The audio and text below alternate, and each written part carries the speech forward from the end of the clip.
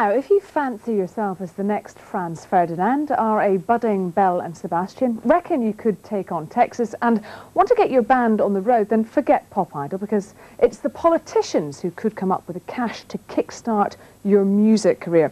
Well, that, according to MSPs and music industry experts, is exactly what's needed to help create the Scottish rock and pop stars of the future. And to prove they're serious, they're hosting a live gig in the Scottish Parliament, and Duncan Young is there for us now. Duncan.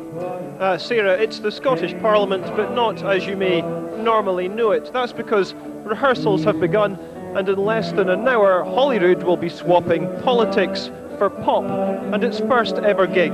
First Minister Jack McConnell will be among those listening to the bands, but he's also likely to hear pleas for extra support for Scotland's music industry.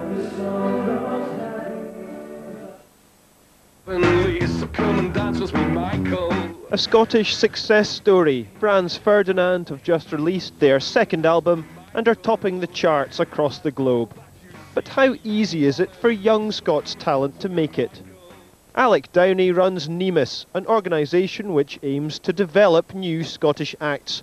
He's been involved in a battle for public funding for over a year. None of the people in the industry would be in a job if it wasn't for young people picking up guitars or picking up, hitting drums or whatever else they do, working on a Casio. Or it starts with our rawest talent, and if you don't support that talent at the grassroots, you're going to have a difficulty. These students are a case in point. Currently studying at Napier University's so-called School of Rock, they'd all like to work in the Scottish music industry, but worry they'll be forced to go down south. All the advice I've been given is to go down to London if I want to be a session musician. And if Scotland was better funded, it would be easier to make a living here. For the amount of popularity and for the amount of interest that seems to be generated through popular music and rock music, there should be more money in it, definitely. Pressure is now building on the executive to offer more support for contemporary music. Idlewild are another successful group based in Scotland. Tonight, they'll be one of the bands playing in the first ever gig held at Holyrood. It's all part of a campaign organised by a cross-party group of MSPs and industry bosses.